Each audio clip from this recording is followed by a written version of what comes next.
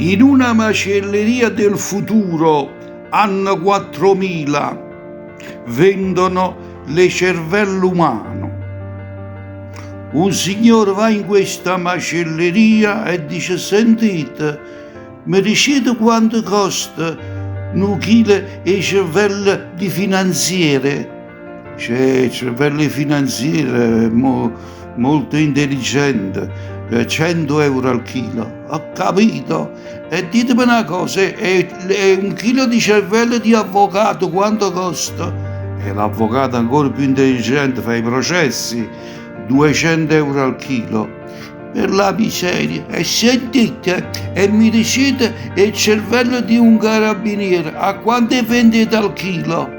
Il cervello di un carabiniere, ma guarda un attimo, aspettate un po'. Ah, ecco. Allora, i cervelli del carabiniere noi li stiamo a vendere a 10 euro al chilo. O a 10 euro al chilo? Come? Che lo finanziere 100 euro al chilo, che l'avvocato 200 euro al chilo, il cervello del carabiniere 10 euro al chilo.